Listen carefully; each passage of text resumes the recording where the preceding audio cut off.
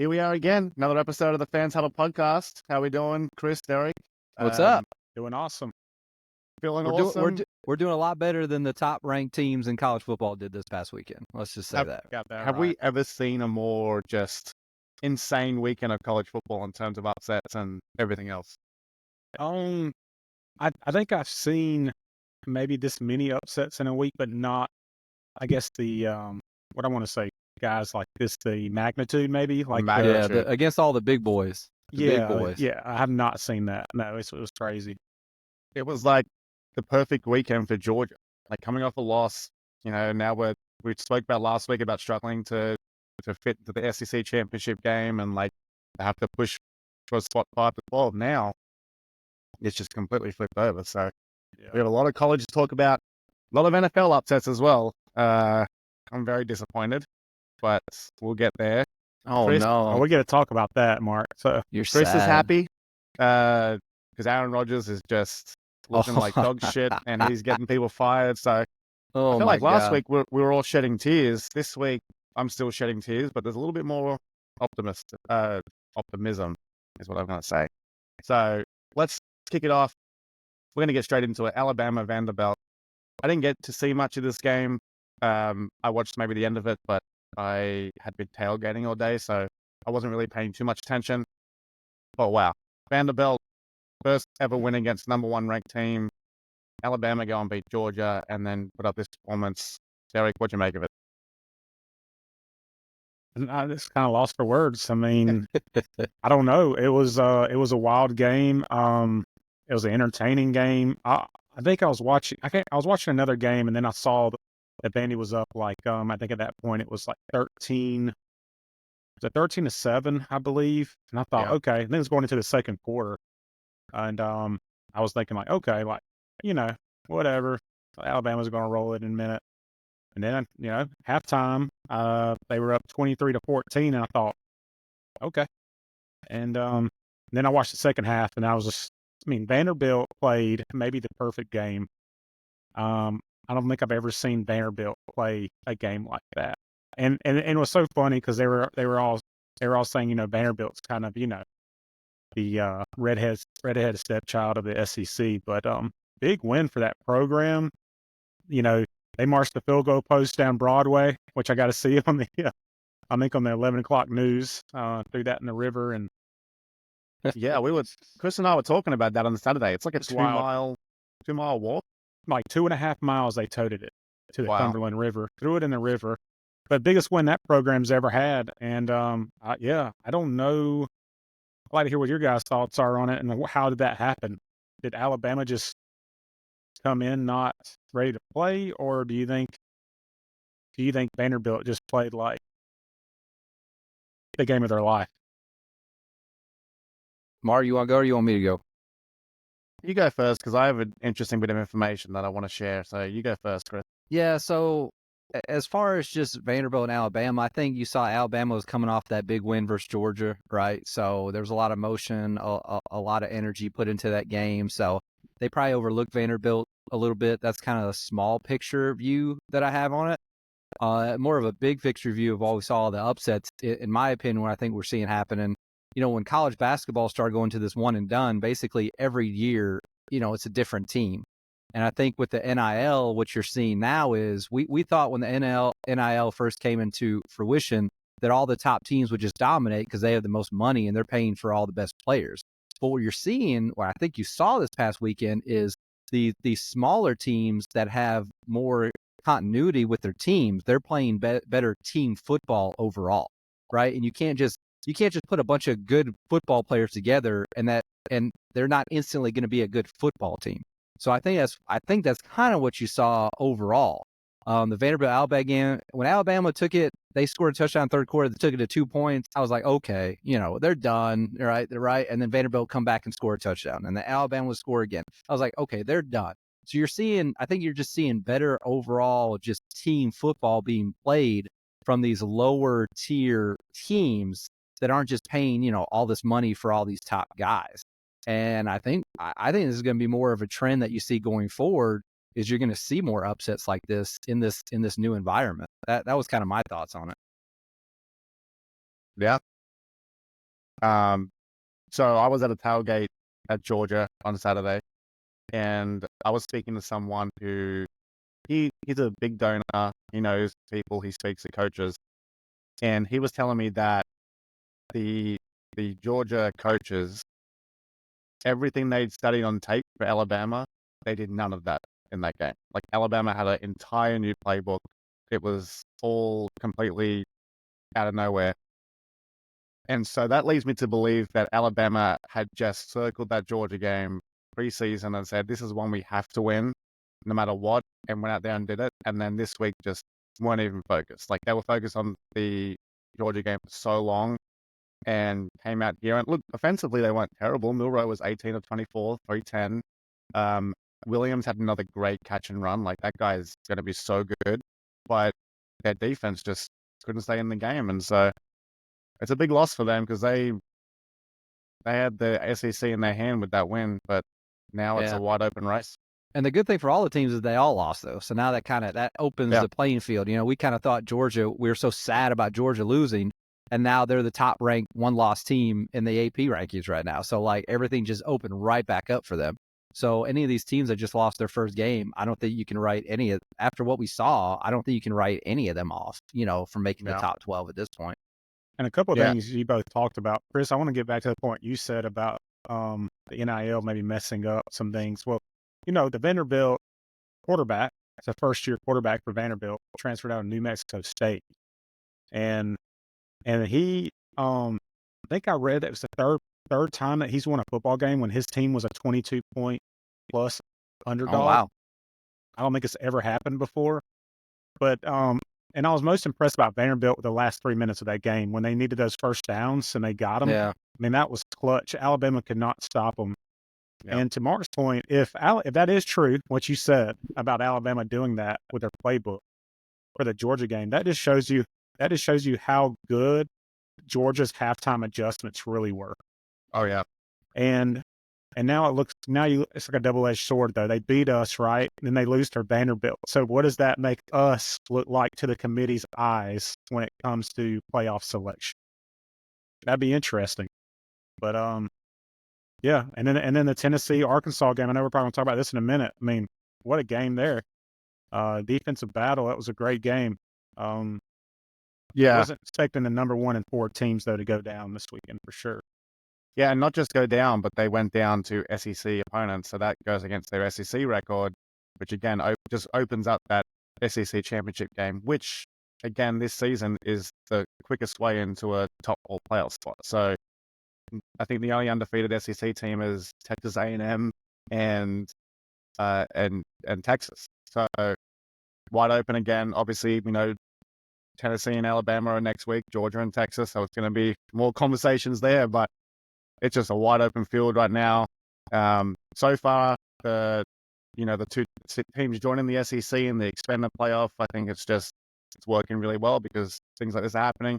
And Chris, to your point about the transfer as well, I think it works both ways. Yeah, some teams get that continuity and they get to know each other, but also, I mean, Alabama had Jalen Hurts, Tua, and Mac Jones kind of as their QB depth, and like Jalen got the chance to transfer. So maybe these teams like Vanderbilt that aren't as strong can get a backup quarterback that can't get a start at one of these bigger teams and still be effective. So, if you look at it, I mean, every single upset, I mean, it was the home team. It was the home team that won, right? Vanderbilt was at home. I think Arkansas was at home, right? Yeah. Cal almost beat Miami. They should have won. I mean, that was a great game. But Cal was at home. Texas A&M was at home. Minnesota was at home. They were all at home. So I think, you know, we forget that these are young guys, right? I mean, we got, 18, 19, 20-year-old guys traveling. You know, it's still early in the season. So I don't think anybody would saw this coming. But when you look back on it, you can kind of, it's easier to looking back on it and kind of see why some of the things happened that they did. But for sure, I think it's exciting for college football. And like Kirby said in his press conference, he said, I don't think it's going to stop with these upsets. So I think it's going to keep happening. We'll have more to cover here the next few weeks for sure. Hey, I got a bone to pick with Kirby Smart actually because the fan base. I paid my money. I went to the game. It was hot as shit at that game. It was 89 degrees. I mean, every time it's hot. I mean, come on. Okay, Have you, That's but not. just I mean, hot is 100+ degree weather. It's in the hot is 80s. 100. Yeah, it was late 80s, and the sun was beaming down on my face, and I everyone in know that you haven't stadium. spent. I know you've only lived in Georgia, Mark, for how long are you going on now? He's from Australia. He's not used to hot weather. Okay, so I mean, Yeah. come on, give him a What? pass. Really. He's from the Yeah. part that's not even hot, right? You're from the. Hold the phone. You've forgot to add in the variable of 4 Bloody Marys, 6 beers, and maybe 7 vodkas as well So to you're add to sweating, the heat. sweating it It out. wasn't great.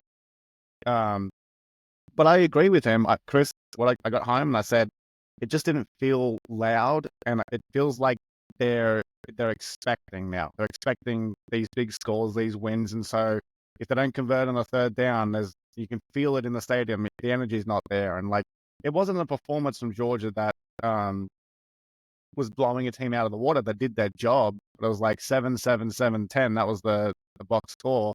So I think the crowd was just a little bit. I don't think they were Nervous. into it that much. They at were all. nervous, man. Yeah, I wouldn't even say nervous. I think it was just like, yeah, we're supposed to be doing this. This is not. It wasn't exciting football. It was just getting the job done, right? Like, I don't know, but I don't disagree with Kirby, but And let's be Sure. honest. I mean, has there been a Georgia game yet this season that we looked at the game and said that this was like very exciting? no, I mean, not yet. no, not yet.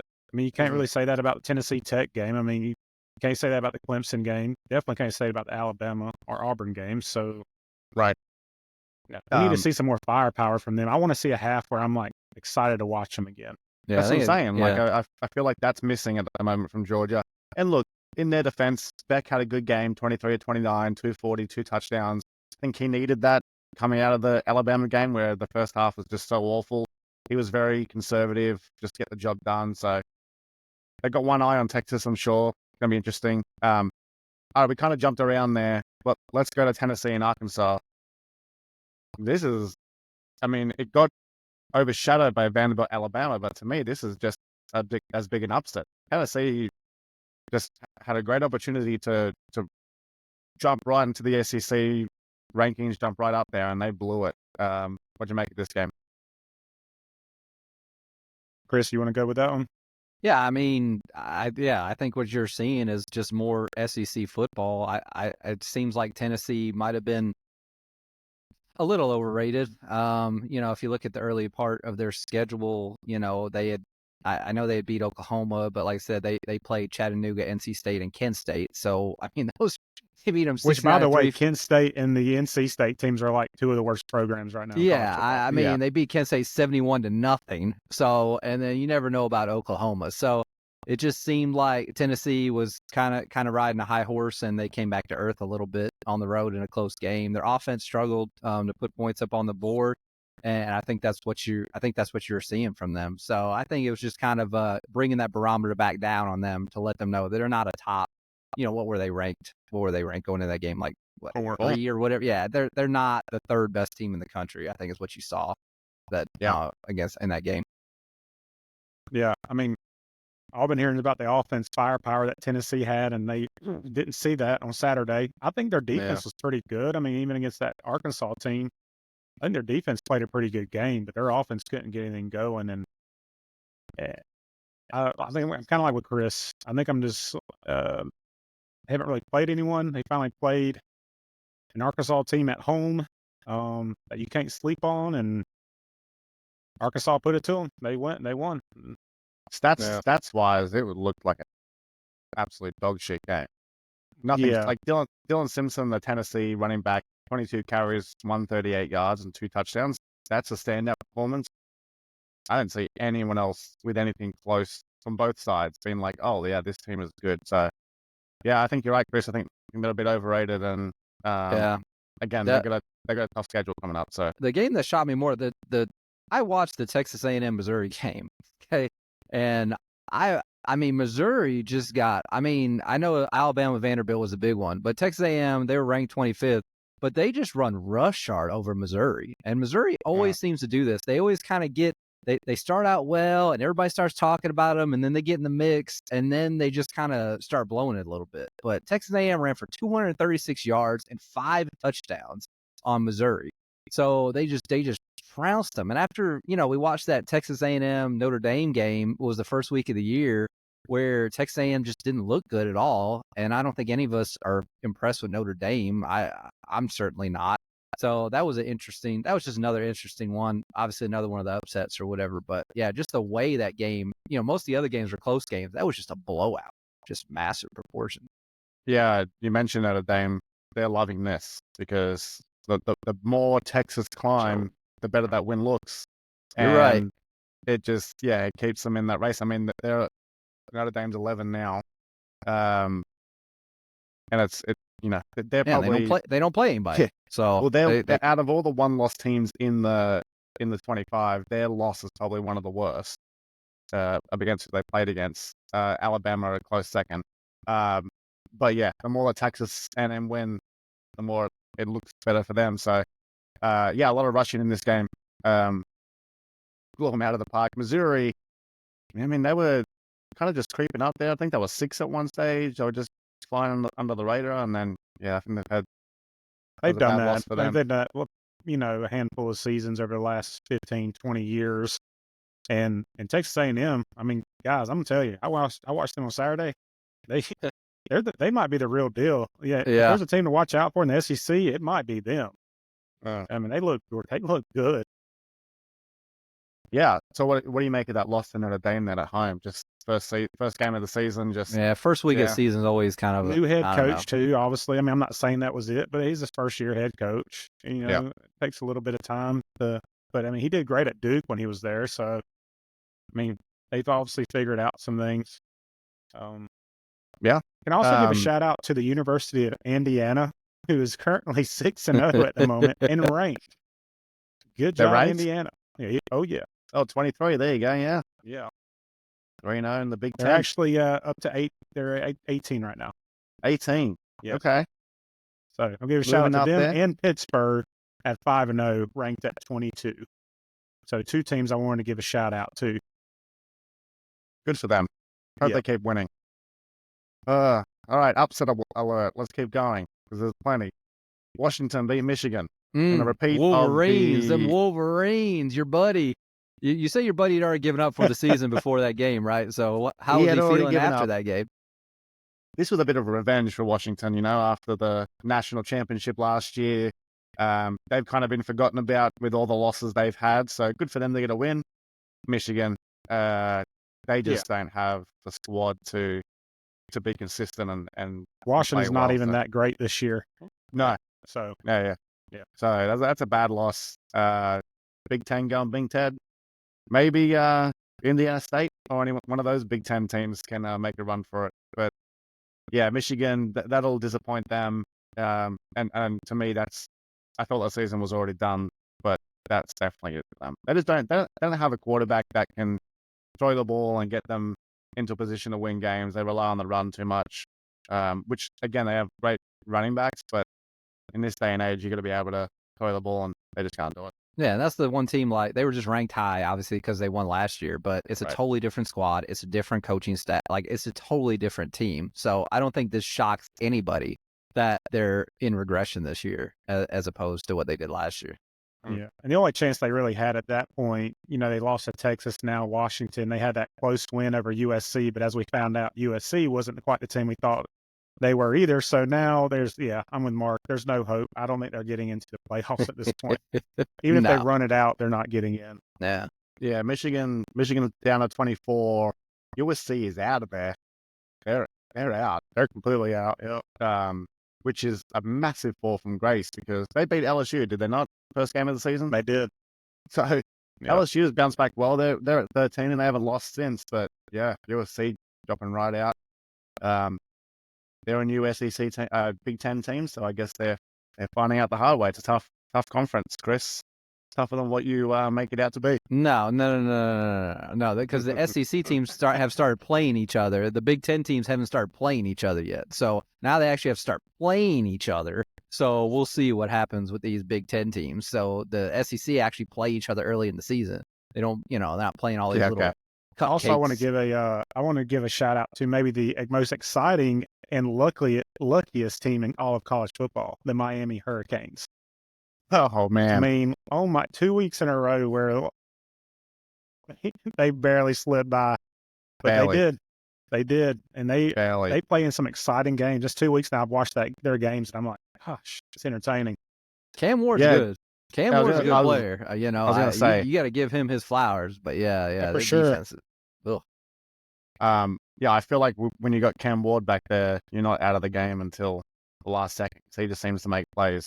That game went on till like 3 a.m. They were down by like 25. I went to sleep and I was like, this is over. And I woke up and I was like, what the hell's going on over here? I couldn't believe they came back. Yeah. It's hilarious as well if if you're a Miami fan, you're on the East Coast, so they'll wait until 2:30 for that game to finish. You'd be exhausted. It was crazy, but good for them. I think it was a tougher game than what people thought because you had it was the first time that College Game Day had been out there. Like there was a really good atmosphere out there for Cal, and the Hurricanes. Yeah, I mean 21-3 in the fourth quarter, so good comeback for them. I went to bed thinking it was another upset to add to the pile for the day, but they stopped that. So yeah, shout out Ole Miss as well. I think they bounced back pretty well. A lot of people were taking South Carolina after their loss to Kentucky, Ole Misses last week. They bounced back. I think it was a good job for them. Shout out Florida State, who keeps stinking up the place. And then shout out Iowa State, who are now another 5-0 team, ranked 16. Yeah, Big 12. That's a big comp. Yeah, Iowa State's really had some good seasons in the last 5 years. I like that coach that they have. Also, have you guys seen the stats for the running back for Boise State? No. He's like his he's season like in the stats? Heisman race right now. Yeah, so through 5 games, this is his stats right now. He is 95 carries, 1,031 yards, 10.9 average, 16 touchdowns. 16? Yep. His name is Ashton. I can't pronounce his last name. It's like Jeanty. But he's in the Heisman race right now. And in 5 games, he's had 16 touchdowns. It's like some Madden. It's like some Madden that is cheat some code Madden numbers. shit. And 2 of the games he was taken out after halftime. Wow. So, yeah. That's awesome. Good for him. Yeah. 62-30 on the weekend, and he had 186 yards. That's huge. Yeah. Any other games you want to talk about for college? I mean, just upsets galore. I think we touched on a lot of them. I didn't have any more unless Derek did. No, I think we covered most of them. No. It was quite a Saturday. Very exciting. Yeah. So now we come to this Saturday, which I had been talking about October 12th since the start of the season because we had some big games on paper. Unfortunately, it's kind of fallen away where it's nowhere near as exciting as what it was. You got a Big Ten guy. You got a big game. There is a big game, and we'll start with that one then. It's going to be Oregon and Ohio State, 2 versus 3, both undefeated, both 2-0 in the conference. Chris, you were kind of talking shit on Ohio State last week. They didn't deserve their ranking. They don't. Well, they do now, I guess, but because everybody else lost. But they haven't. So then answer this for me then. What do you see out of the winner of this game? What would your level of respect be for them in terms of their chance of winning the championship and everything else? I think if they win this game, they'll obviously be in the front runner seat to win the Big Ten. If you're telling me that I think anybody who wins the Big Ten is in the catbird seat to win the championship, I'd say you're fucking crazy. So that's just my personal opinion on it. I actually like Oregon in this game, and I know Ohio State's a 3-point favorite. I like Oregon at home. I think Ohio State, I still think they're overrated. And if you look at Oregon's schedule the rest of the way, they really, I know it's hard to say now in college football because obviously anybody can beat anybody, but they don't really have any big games the rest of the year. They play Purdue, Illinois, Michigan, which is not Michigan anymore, Maryland, Wisconsin, and Washington. So Big Ten teams, they're kind of in the middle to the upper tier, but no high level teams. So I think if Oregon can win this game, I think it really sets them up going forward to win the Big Ten. As far as Ohio State, I don't know. well, I don't know. I don't like Ohio State, so I'm just biased against them. I have prejudice against Ohio State, so I'm sorry I can't give you an honest opinion about them. I hope they lose. So, my question, you didn't really answer my question then. Because I talked about Oregon. I don't want to talk about Ohio State. You tell me what you think about Ohio State. Well, I'm saying, what value do you place on this game for either team? Like, what does the win do for them in terms nothing. of? It does nothing for me. That's nothing. my question. Okay. I'm not gonna be impressed by either team. Okay, that's all I want to know. Derek, go beat Texas. Go beat Texas. But Derek, big game, obviously, with implications for everything. What do you think? Do you think that either one of these teams, if they win, would have a genuine chance at winning the national championship, or is this just a Big Ten exclusive thing and they're making up numbers? Yeah, I don't know about contending for the national championship. Obviously, have a good chance of getting into the playoffs. Here's the problem. Here's what I'm running into. Ohio State, right, might have one of the most talented rosters in all the country. The problem is that in the first 5 games, they played Akron, Western Michigan, Marshall, Michigan State, and Iowa. Here they get a number 3 Oregon team, which for me, it means more to Ohio State to win the game than it does if Oregon wins. Like, it'd be big for Oregon to win, but I think Ohio State has to win because they also have Penn State in a couple weeks, which I'll give them that. But other than that, that's it. I mean, they have an Indiana and Michigan team. Nobody expected Indiana to be number 18 at the moment, and a Michigan team they better win that game. Michigan's always a tough game, though. No, I understand, but I'm just saying that there's really 2 games that you're putting their whole season on the line for. That is a Oregon and a Penn State game. So, I don't know if either one's a national championship contender because I feel like a team gets better with the competition they play. Okay, so I see a lot of that in the SEC. Even on the unranked SEC teams, I think I would bet that 3 or 4 teams that are unranked in the SEC could be ranked team. Like, I feel like could play top tier football in the Big Ten. That's just me. But I think it's a must win for Ryan Day and Ohio State. And if Dan Lanning and them pull it out, then they're a real contender to get into the playoffs for sure. And both teams still may get into the playoffs. I really think both those programs are pretty good programs. I'm not going to say that they're not. They are very good programs. So it'll be interesting to see. But I think Ohio State has more to lose in that game. Yeah, I'm interested to see how Dylan Gabriel goes because he's been a little bit inconsistent this year. He'll play really well, and then he'll do what he did on the weekend where he throws the interception in the red zone. Like, he's got a bit of that in this game. So here he goes against a good team, and if he can at least put up a good performance, you're right. Like, both of them could easily make the playoffs. But I'm looking forward to that game for sure. I want to eventually get out of the SEC and Big Ten. I hope one day it's just one league, and everyone plays everyone. Because I mean, how else do you gauge Big it? Ten will never do that. They're too big a pussies. Well, of course to do not. That. But they won't do that. It's just like I feel like the SEC, like, you can gauge a team because they're going to have 4 or 5 games against ranked opponents. They just are. Yeah. And then you got Big Ten teams that they may have 2 games against a ranked opponent, and you see it year after year. Besides, I mean, Ohio State did win a few national championships back in the Urban Meyer's day, but since then, you see it when they get to big games, they can't win it. They can't win those big games. I don't know, and it's been since Ryan Day's been there. So, I mean, if Ryan Day doesn't win a national championship, I don't think in the next couple years they're going to get rid of him. They've been pretty patient with him. They went close on New Year's Eve against Georgia. Yeah, a couple of years ago. Kicker, pulled it 30 yards to the left.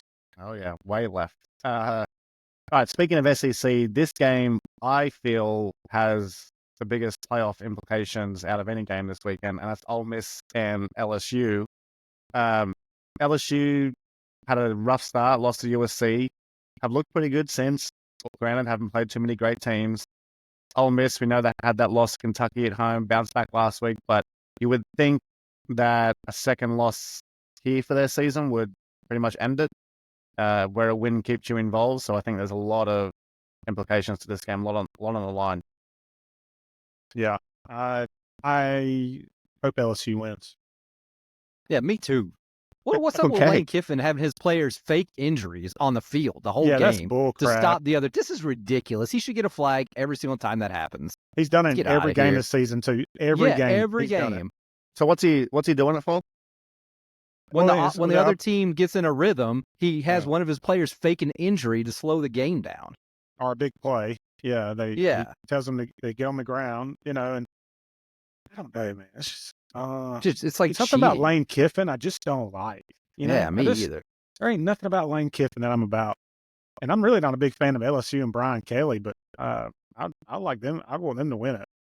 It sounds like there needs to be a rule change. Like he's exploiting a rule, and Of course he is. He's slimy as hell. He's slimy as hell. He thinks he's Bill Belichick. That's what he thinks. He thinks he's like Bill Belichick, and he's not. He's not in the same class, but he thinks he is. Did you see the press conference when he's watching they're asking him questions? He's watching the Vanderbilt and Alabama game, and he's like, "Yeah, I just have to wait a minute. I'm watching a once in a lifetime thing happen." Oh right yeah, and he's on post game. I'm just like, dude, shut up! I just want to slap the shit out of him. I'm with you on that one. All right. Final game I'm looking forward to is the All-State Red River rivalry, Texas and Oklahoma. Really, this is Texas's first test for the season. I'm interested to see how they go because every other team below them has tripped up or fallen. They seem to keep going. So I'm really excited to see how they perform against a ranked team. I think we'll see here if Texas is head and shoulders the class of college football in this game. Yeah, like you said, they haven't really played anybody. They've looked pretty much unstoppable early in the season. So, yeah, I mean, it's a test. It's on the road. This is, sometimes this game has not been good, but it's had its moments here. So it's supposed to be a rivalry. So we'll see what happens with this one. But I think Ewers is playing, right? I think is Ewers. I think Ewers is starting this week. I think so. Instead of Arch. So, yeah, it'll be definitely a good barometer to see what they do. Cool. And then Penn State USC, that was supposed to be a big game. Still, it's a 4.5 start, Penn State. Interesting to see how they go, but not as big as what it was originally touted to be. So, any other college things before we get into the NFL? I think that's it. I mean, we covered a lot. Yep. It's heating up. I'm really enjoying it. I'm looking forward to next week as well, and then the 19th. Tennessee, Alabama, Georgia, Texas. That's going to be a big weekend, and they go back to back, 3:30 into 7:30. So that's going to be a big one. NFL. Let's start across the ditch in London. Chris, I tell you right now, Derek. I was watching this game with Chris Sunday morning. The man, it was like he was born again. He was happy. There was excitement. He was having a great time watching Aaron Rodgers just collapse. So Chris, I'll let you kick it off. I mean, what'd you see from him? What'd you see from the Jets? And then we'll talk about the coaching change as well, which was big news. But yeah, Jets. I mean, Jets not looking good. I saw exactly what we had talked about last week when we were talking about this game. I saw an old, immobile, finger-pointing, blame-deflecting, just terrible human being out there thinking he is acting like he's 28 years old and the best quarterback in football. Minnesota, let's not mince words here. Minnesota did not play a good game, especially on the offensive side. Sam Darnold got shut down by the Jets defense. The Jets defense showed up to play again. They were spotted 7 more points from old Aaron Rodgers with his pick 6, and he lost them that game. And it's the same story. He was brought there to win games like that, and he is losing games like that. I saw the stats on First Things First. They had through the first 5 games, they had the same exact offensive numbers, yards, points, everything was identical to last year when they had Zach Wilson. So what's the point? What are we doing here? And obviously we'll talk about Salah in a second, but you brought him here to win those games. He's not winning those games. And he's not going to get better. He turns 41 in December. It's not going to be like some magical potion he's going to drink, and all of a sudden he's going to be this elite level quarterback.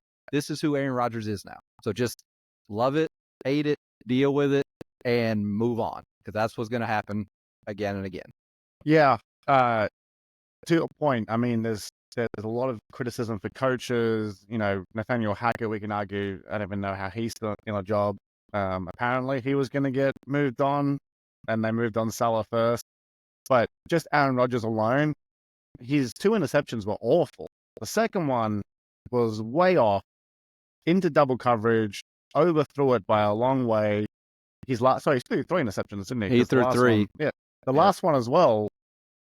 It was a low pass. Stephon Gilmore made a good play, but it was a high risk play, and they were in a position to actually win the game somehow. I didn't know how, and their Vikings didn't play that well, but yeah, Rodgers didn't look good. He just doesn't look like he's enjoying himself out there, or that he cares. And it cost Robert Saleh his job. I mean, I know that Aaron Rodgers went on today onto Pat McAfee and resented that he was linked to it. But at the end of the day, like, the Jets went out of the way to get him.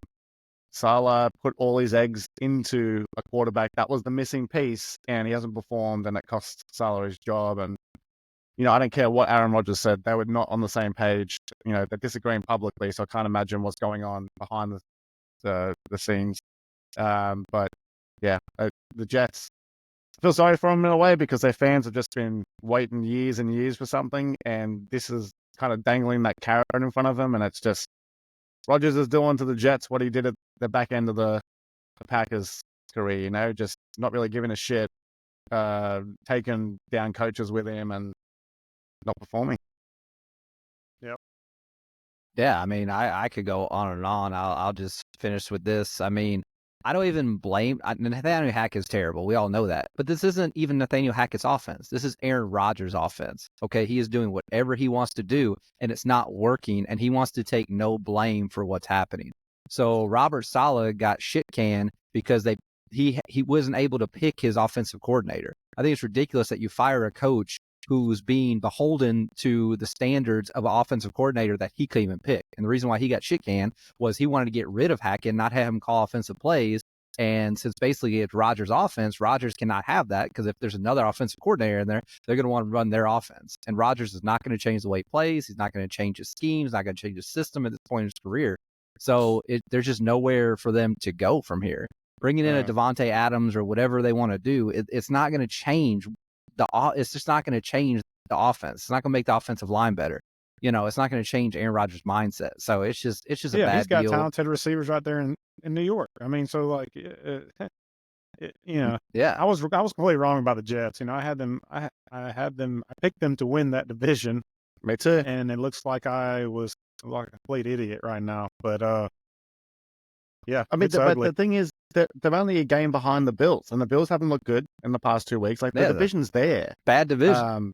I think what Salah's downfall is what LaFleur did so well. Like, yes, you have Aaron Rodgers, but you cannot let him just run everything. Let him get away with everything. The guy missed mandatory camp to go to Egypt, and Salah was like, "Oh, we fined him," whatever it was. But that's terrible from your quarterback, who's supposed to be a leader of the dressing room, to not be there. Yeah, I don't want to make excuses for him and all this, but it is inexcusable. And it's like, we've seen this time and time again. Michael Jordan is a terrible general manager and owner of a basketball team. Just because you're a good player does not make you a good developer of talent or put people on your team or coaching staff. That's what we're seeing. Aaron Rodgers he's not a GM, but he's running it like he's a GM. And you can't have that. Just because you're a good player doesn't mean you can pick other good players. It just doesn't work that way. He's a diva too. You ask for all this stuff, and then he doesn't even perform. He's brought in, asked them to bring in certain receivers, and it's just he asked for all this and still can't get the job done. And he wants no blame. He's like, I didn't know anything. Nobody told me anything. You talked to the owner the day before the coach got fired. Don't tell me. Without a doubt. Don't tell me you didn't know what was going on. Well, you sure as hell didn't save him. I'll tell you that. You could have saved him if you wanted to. Yeah. Well, the owner too just terrible too, because he made us. He's kind of put it all on the coach there, and he's like, I have a championship caliber team. It's it's the direction we're going in. It's well, don't go so but for far as bad as the Jets have been, it's the first time in 25 years they've fired a coach mid-season, which is kind of crazy. But yeah, again, I think Matt LaFleur should get a lot more credit for the way he handled Aaron Rodgers, because he was a rookie coach coming in there, and Rodgers had driven McCarthy out, and LaFleur kind of forced him to play his way, and it was successful, so Rodgers couldn't do anything. And as soon as they weren't successful, it was falling off, and Rodgers wasn't as valuable. They got rid of him. So I think it's looking like a masterstroke move. And again, I think Rodgers is going to go to the Vikings next year and take him to the NFC Championship game and then retire. So Yeah. Okay. retire. Sorry, he's going to take them to the NFC Championship game, lose it, retire, disappear for a while, then scam a state out of some funds for his daughter's volleyball team, that get Parkinson's, sue everybody, and it just sounds like we've heard this before. Wow. Anyway, Deep. let's go to Thursday night, and I've just got one question for you both. You like that? You like that?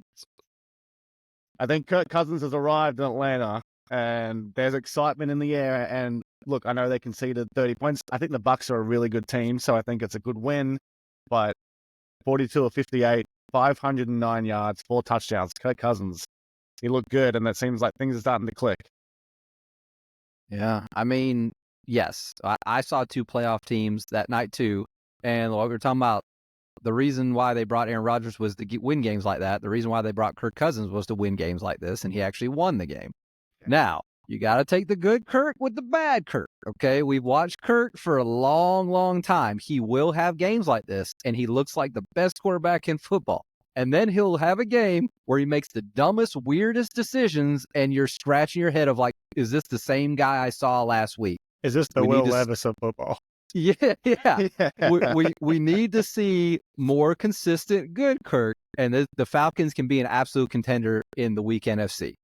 We just if we keep seeing it, we don't need to see 500 yards and 5 touchdowns or whatever. We just need to see consistent turnover-free football, and the Falcons can be really dangerous. Yeah, that was a great win. I was excited to watch that game, and excited for the Falcons. And like Chris said, if he can find us some consistency, we're not necessarily riding a wave of a high and low, I think Falcons are going to be just fine. They got enough playmakers around them. Their defense has been good enough. And what a great, 2 drives now against Philly and now Tampa, the last drive of the game where Cousins has been clutch, and that's just a good sign. You maybe not going to win all of them, but it's a good sign that he's gotten 2 under his belt so far in the season. Yeah, if you're a historic Falcons fan, you're watching that game, you're thinking there's no way we're going to win this game. Even though it'd be close, even though it's like coming down to the wire, even though it's going to overtime, Falcons fans know their history. And they're like, there's no way. So that's why there was so much excitement about just a regular season game, because of what they've experienced in the past and what this can actually look like. So, yeah, they should be excited. Yeah, because how much time was left on the clock when he threw that pick? And everybody thought it was over. That wasn't long. Yeah, it wasn't much. It was 4th and 15 as well. Yeah, I think there's still the 2-minute warning and some timeouts, which is why people were questioning the call to go for it. I thought it was a good call because, you trust your defense to go out there and get a field goal worse, and then you still have a chance to win. So it was the right call, and it turned out to be the right call. Young Hoku made up for his bad night, which we kind of have talked about how good he is. He had a bad night, but in the end, he got 2 field goals. He got the field goal to send it to overtime, and then made up for it. So. And the receiver that came in for the one play, Drake got hurt, went out. Guy comes in and he gets the next play, touchdown. Is there anything more Atlanta than they're interviewing him after the game, Amazon, and there's the crowd, people just fighting in the crowd behind him? It was just absolutely hilarious. He's just there, so happy, and there's people just throwing hands. Well, you got the wild bird's nest. That's what up there. Yeah, Chris and I will be there, not this weekend, but next weekend when they take on the Seahawks. So, I don't know. That's going to be much of a game. You had a lot more excitement for that game 2 weeks ago. Yes, there was. Let's say more excitement a couple weeks ago. We'll see. Game of the week, Ravens and Bengals. Absolutely game of the week. Yeah, unreal. If someone told me that Joe Burrow was going to go 30 of 39 for 392 yards and 5 touchdowns, and they were going to lose the game, I would say unreal. But I kind shows you how bad their defense has gotten. I mean, it's just atrocious. Yeah, terrible. It's rough. This Cincinnati defense can't stop anybody. I mean, I know you're going to let them run because Baltimore runs. You let Lamar Jackson throw for 350 yards and 4 touchdowns on you. Like, what in the world is going on in Cincinnati? And like I know Derrick Henry's got 15 carries, 92 yards, but he had a 51-yard run in one play. Yeah. They kept him relatively quiet. They did a good job there, but they let Lamar go crazy. And to Lamar's credit, he played awesome. That touchdown he threw was to Likely where he broke out of the sack, ran backwards, kind of jumped in the air and threw it. That was unreal. Like Jackson is capable of those plays. The consistency is the problem, but he was awesome on the weekend. It was just back and forth. Yeah, Just traded blows and yeah, these are division teams. They always play hard against each other. Usually they're lower scoring and defensive battles, but obviously this was an offensive battle this time, and it could have went either way. I mean, obviously Cincinnati missed he missed that chip shot field goal to win the game. Yeah. And Lamar fumbled in overtime, and then there was just so many waves of emotions in this game. I would hate to be a fan of either team watching this game. It was just crazy from start to finish, and it definitely lived up to the billing. Jamar Chase, the Bengals got to be spewing they didn't get him signed before the season because he's more expensive. Exactly. He's going to at least command Justin Jefferson's money, like the bare minimum. Yeah. Someone will pay more than that. So if he gets to free agency, he can be a bit more. But he is just unreal. It's not just his route running and he can get deep, but he's strong. He breaks tackles. He fight for the extra yardage. He's everything you want in a receiver. So, and they've got a great combo with Joe Burrow going back to their LSU days. So they got to pay him, but it doesn't look like it's going to happen until at least the end of the season.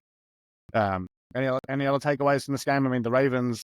Do we think the Ravens at the moment are the best team in the AFC outside of the Chiefs? They're not the outside best of the Chiefs. Stop with your Ravens love. Who's better than them in the Chiefs, AFC? Texans. I'm saying I don't have them outside of the Texans right now. I'd have above them. Texans? Yes. Yeah. They got rushed by 27 points to the Vikings a couple You of lost weeks to ago. the Vikings were 5-0, and the Ravens lost to the Raiders. I know you don't want to talk about it. Act like it never happened. They lost to the Raiders, who are in total shambles right now. I don't even know you put that Texans like they were way better than that score. Was I mean that was not a good representation of how good Texans are. They are still above the Ravens in the AFC. Yes.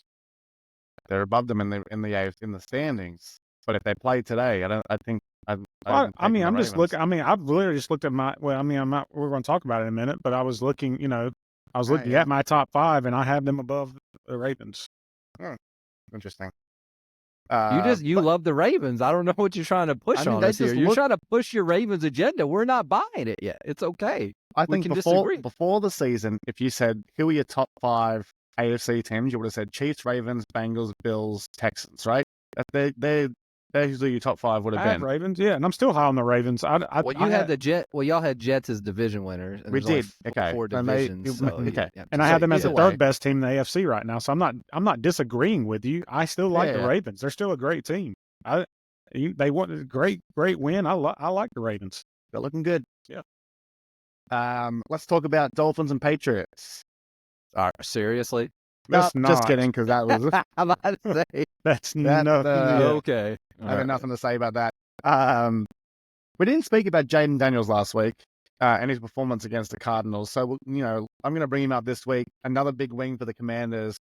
This is just my favorite story for everyone involved, like Jayden Daniels, Terry McLaurin, even Dan Quinn. Like I thought it was a poor hire getting Dan Quinn. I thought he was a defensive guy and wasn't really a head coach, but he's got that team together. He's got them firing. And look, they may not end the season with a great record, but right now this is the best they've looked in a long, long time. The Commanders. So they're a great story, and Daniels just continues to just put the ball on a dime. Like his numbers weren't great on the weekend, like just above 50%, but he threw his first interception as well. But like there's always 1 or 2 balls, which I'm just like, that's top level quarterback play. So he's only going to get better.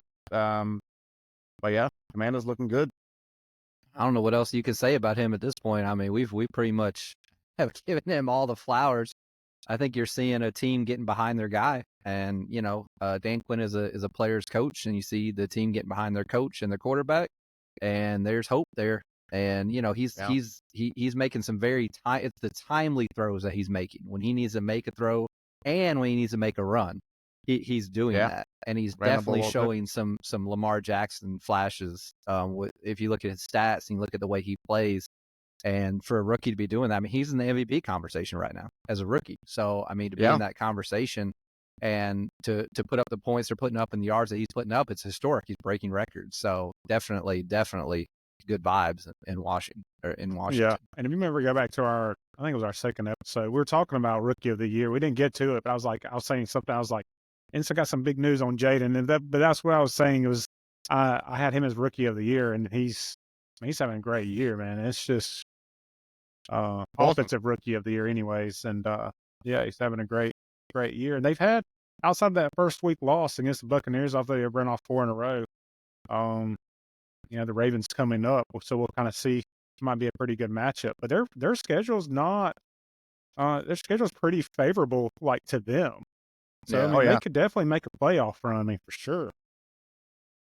I think so, and I think their division is there for the taking as well. Philly's not playing great. Cowboys aren't playing great, so they keep it up. You actually have the Commanders and Bears in a couple of weeks, which would be awesome because I know you guys aren't big Caleb fans, but he's looked all right the last couple of weeks. Against terrible competition, he has looked good. I knew there was going to be a little. Give it to you.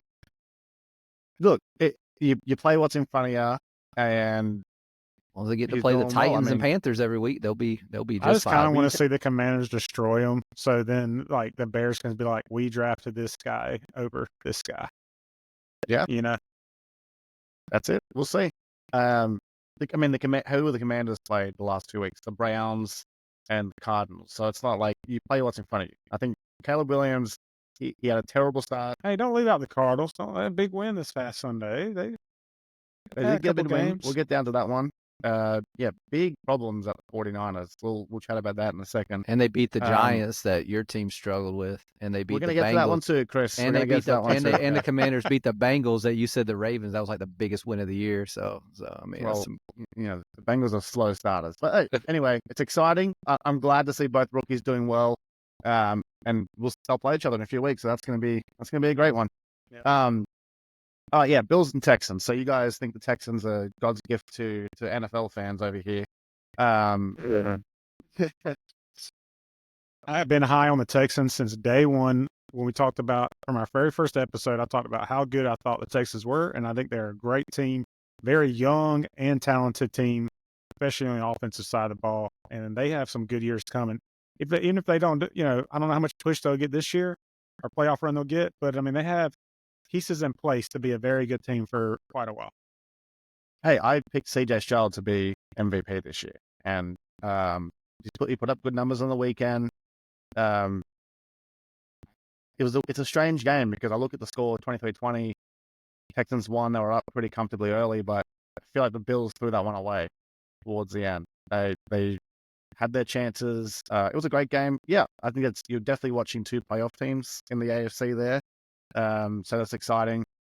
Stephon Diggs going back while playing against the Bills. He had a point to prove. He had some good numbers. But overall, I think on both sides of the ball, both teams look good, defense and offense. So they're top teams, I think. And Texans played a great first half. They let Buffalo really get back into the game in that third quarter. Yeah, but I lost a lot of momentum. This is the Texans team right now that's 4-1, and they haven't had a healthy Joe Mixon since like week 1. Yeah, Damon Pierce. Yeah, exactly. Our Damon Pierce. Yes, they're down to Cam Akers right now, and I mean, Collins is on IR now too with a hamstring. Collins been on IR, yeah.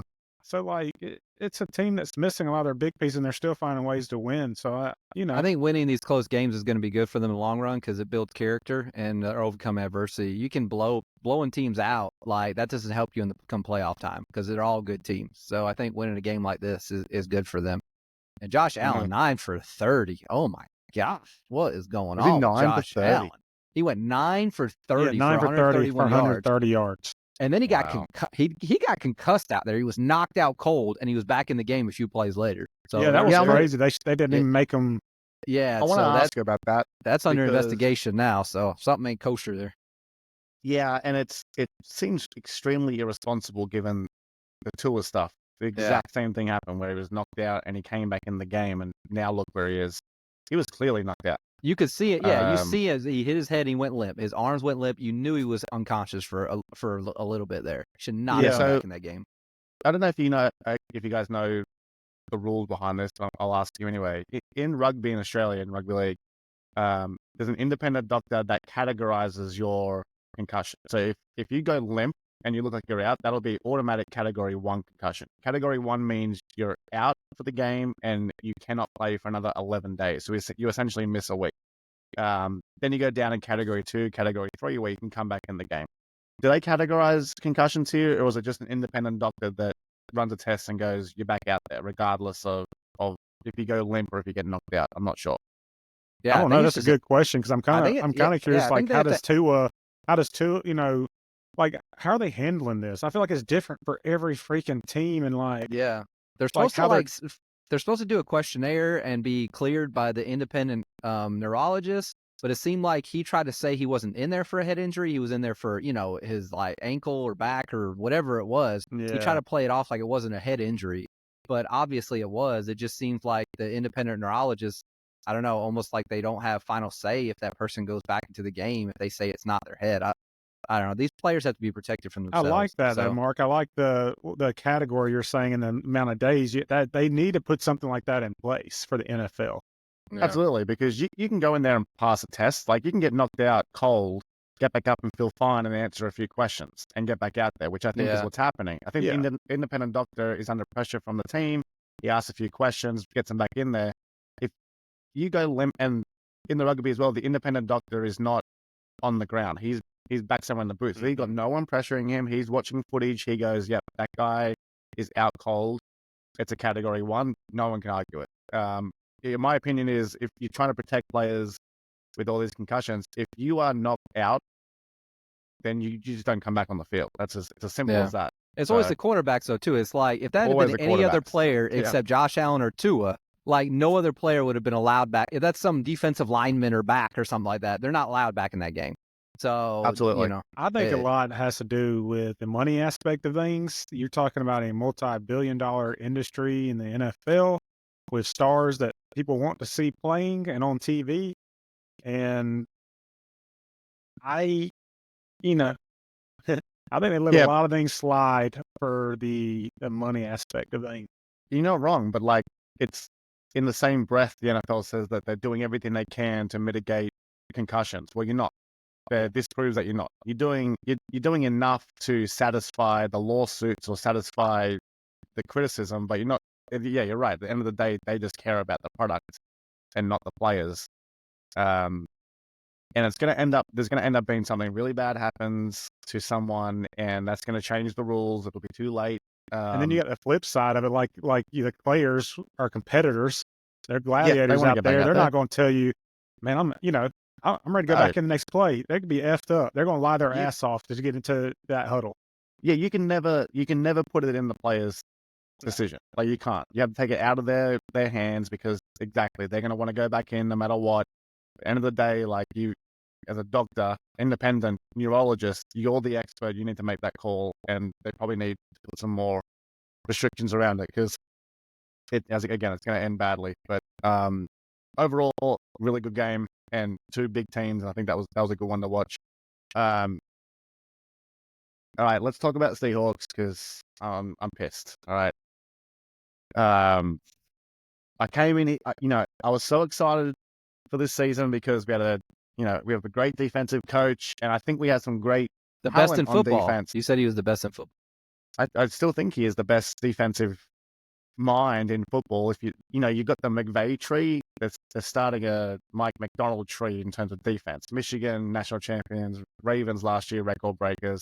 So I expected a lot, and we looked good at the start, but to lose to a team who had Daniel Jones at quarterback, who played really well, but he was without Neighbors, he was out without Singletary, so he didn't have his running back. I don't know what the hell happened. And we just could not stop them. It was the most frustrating game I've ever watched in my life. I was yelling at the TV. I was pissed. Last week against the Lions, I made the excuse that we had a lot of players out. Well, a lot of them came back this week, and we were still terrible. We missed tackles. DK fumbled the ball again. We didn't, for some reason, 7 sacks allowed. Yeah, well, our O-line stinks. So we have the lowest O-line payroll in the NFL, and it shows. I think the Giants have an underrated D-line. Yeah, they got Dexter Lawrence, they've got Tibio, Purdue, whatever his name is, and they've got one more who's But why did you they've got say they were underrated Brian Burns. last week? You say that now they're underrated when after they played Seattle. No, I think they have a really, really good D-line that no one speaks about, and we have a terrible dog shit, god awful. I cannot stand any one of them except Charles Cross O-line that just cannot protect Geno. But then, for some reason, Geno throws the ball 40 times. Kenneth Walker, our best player on offense, ran the ball like 5 times. Like, what are you doing? When you have an O-line that can't protect the quarterback, and the quarterback's clearly struggling because of that, and you have one of the best running backs in the league and you don't give it to him, it was just everything from top to bottom was so infuriating. And then, to cap it off, we have a field goal to go to overtime. And if you see Isaiah Simmons, who's an athlete, this guy's a freak, he can jump high. You see him line up and you don't think, oh, what's happening here? Let's watch out. Did you see what happened? The guy next to him blocks our center into the ground. So Isaiah Simmons just jumps over, not even close to anyone coming to him. It was stupidity. I have nothing else to say about it other than it was just dumb football all the way around. Our special teams coordinator is Harbaugh's son, and he fucking stinks. Our special teams is disgraceful. We've had muffed punts. We almost muffed another one. We get nowhere on returns. We had that bullshit play to end the game. I'm done. But, yeah. I mean, the Seahawks have the 49ers this week. Then we go into a really tough schedule. It's going to be a long season, I think. So, Well, you were talking a week ago about how you were so hopeful for this team and how great they're playing. And Geno's a top 10 quarterback. And McDonald's is the best defensive mind in football. And now their offensive line is trashed. Their special teams is trashed. Their coaching is trash. Man, you put all that stock into one game? Well, first of all, did I once say that Geno's not a top 10 quarterback? No, he's still a top 10 quarterback. But a top 10 quarterback can't do anything with a dog shit O-line, which I've said from the start. The only good player on our O-line is Charles Cross. And even he just seems to struggle every now and then and have dumb plays. But our right guards, can't remember the names because I've forgotten them, thankfully. Well, we said we'd get a better idea of what they would be last week. They lost. They lost. And then against the Lions. And I do remember the Lions. Thank you. And now the loss of the Giants, though. I mean, you can't. I mean, I do hate it. I know you're you're a diehard fan. Hey, so we love you, Mark. But you lose against the Giants, not looking good. Not looking good at all. The 49ers have had y'all's number, obviously, the last couple of years, but the 49ers are vulnerable right now. So, y'all are at home, right? It's a short week. So, y'all should be able to compete in this game. You should be able to. Well, you got to win that one. You just got to win that one. Against the Giants, yeah, we got to beat the Giants. That was that's one of those games where you win, it's whatever we won, and then you lose, and this is the reaction. There's no excitement coming out of that game. So that sucks. Speaking of the 49ers, 23 points in the first half, looking pretty good, and then just shut off. I know Brendan Ayuk finally got involved after his payday. Purdy struggled a little bit, but what's going on with them? I mean, they just they're in games and they lose them in the fourth quarter, so they're not shutting games out. I don't know what's changed. Is there a mental aspect there? Are they fatigued from getting the Super Bowl and mentally what that did to them? I don't know. I actually think this game. I think this game had a lot to do with the weather. I don't know if y'all saw what was happening out there. It was 100 and the real feel on the field was 110 degrees in San Francisco, which is very unusual for that team. When you got a team from Arizona coming out there, I think they're maybe a little more used to that weather. It seemed like San Francisco got out to a hot start, and then their team was just they couldn't. They were all dehydrated. They were all getting fluids. They couldn't. Most of the fans had went inside to watch the game on the big TVs because nobody wanted to sit out there because they're just not used to that weather. And then the injuries are just, San Francisco, we talked about it a million times. The injuries they just mount up for these teams. Yeah. And, Arizona's frisky. They've been right on the cusp of actually being a decent team this year. So that seems like they're putting a few things together. Yeah, I it is loved surprising game. Kyler Murray's 50-yard touchdown run. Do you see, like, he got through the line and pointed at the end zone. There's a defender right there. Like, that's confidence. Seems like he's off Call of Duty, although I think he just announced a partnership with Call of Duty. So If Purdy wants $60 million a year, he's not showing us that he earns it right, and that he deserves it right now. So, yeah, we'll see. All right, last game of this week, Chris, your Packers. What'd you make of them? it was a good, should have won. Win. Yeah. Good win. Rams are a good franchise. Their offensive line is beat to hell and put a lot of pressure on Stafford. It was good to see them win a close game. Their defense held out at the end. I thought they were going to blow it, and they held out. But, yeah, Love looked right. He was throwing the ball well.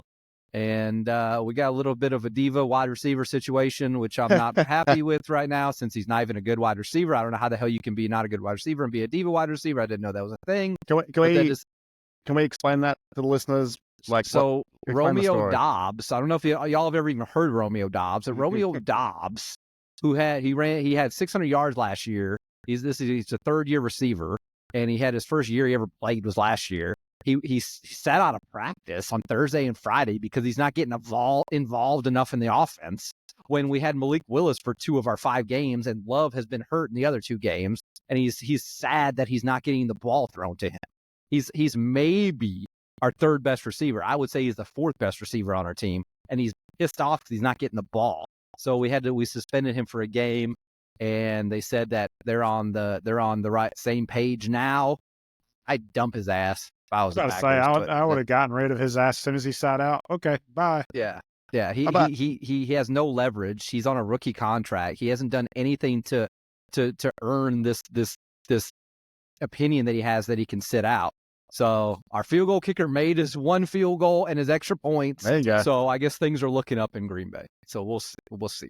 I mean, again, like, I think the way LaFleur handles these things is awesome. Like, he goes, you know what? Like, you want to do that? You're going to sit out this week. Like, there wasn't even like a debate about it. It sounds like it was like. I feel bad for the Rams because they built this Mecca stadium and they've built it, and every game they have is an away game because all these people go to travel to go see SoFi. So that if you watch the game and listen to the game, this is 2 weeks in a row. It feels like an away game. It was like 80-20 Packers fans there. So but it's travel, yes, but it's also LA, which is a very, multicultural market, we'll say. There's a lot of different fans there. And the Rams have been in LA for 5 years. Like, they don't really have a fan base. Yeah. So you get the traveling, you get the Packers fans are one of the best travelers and one of the biggest fan bases. But yeah, you're right. Like, when they play the 49ers, it's the red in the crowd is insane. Like, it's wild, but I don't feel that sorry for them because they won a Super Bowl. I don't think people from St. Louis that were old Rams fans are flying out to SoFi. Yeah, I don't think they're going out there either.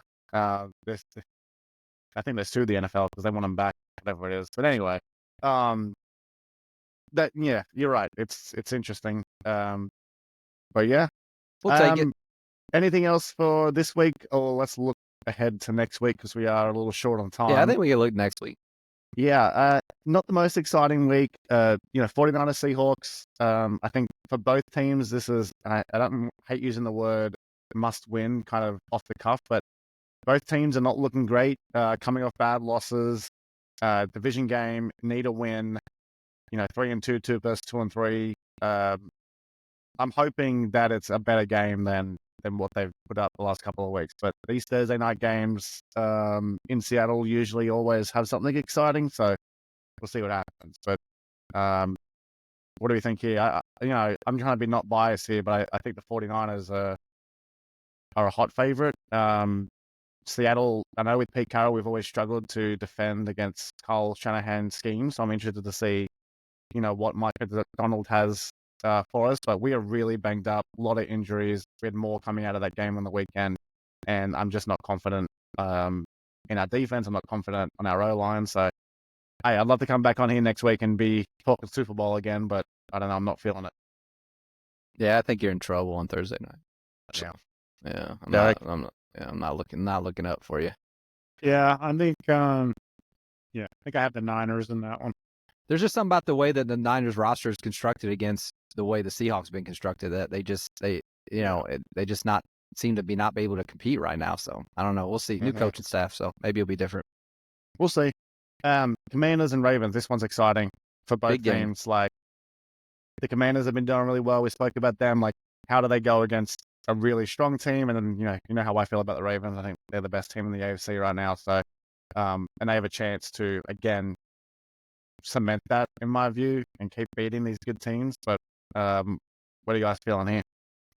Man, I think what's Lamar's record against the NFC? It's like I think he's like 28-1 or something like that against NFC teams. I don't know why it's a weird stat. They've trounced NFC teams in his tenure. So the Ravens are definitely the favorite, 6.5-point favorite. They should be. I think it's a great test for the Commanders. I don't think they necessarily need to win this game, but I'd like to see them keep it competitive to show that they can run with the big guys, and that would be, I think, a moral victory for them if they could stay close on the road. And but Jayden Daniels can play some mistake-free football. It's exciting. Both quarterbacks play similar type games. It's gonna be fun to watch. I'm definitely watching this one. 6.5 feels like a big line. You know, I thought I think maybe 4.5, 5.5. That's a I think it's just with the way bad. that he's played against NFC teams and his record and his honestly, like all that stuff. The Ravens, I'll probably give to the Ravens just a bit with the edge because of the home team advantage. But if it was the other way around, I'm not sure if I wouldn't pick the Commanders to win. Yeah, I mean, I think they're a chance. Absolutely. All right, other games. Lions, Cowboys. Cowboys is a big NFC one. We'll see if the Cowboys. I wasn't too impressed by the Pittsburgh victory. It was a weird weather game. Everybody was waiting for a long time. It was just a strange game. Nobody was like ready to play because they had to wait for so long, and they pulled out the end and all that stuff. They still haven't looked good, and the Lions have not looked good this year. They're coming off a bye, so we'll see if they can. They're a 3-point favorite away from home, so Lions are favored. They should win this game. It would be a good barometer for the NFC. Dak just looks over CeeDee Lamb just coming at him over the sidelines. I mean, he's so over that crap. He's like, dude. Yeah. Honestly, I mean, Buccaneers, Saints, you could maybe be interested in. Colts, Titans is Saints, Carr's out. Not a great lineup, man. So. It's really looking here. It's not. Car's out, so I got Car's out, so Saints are in trouble.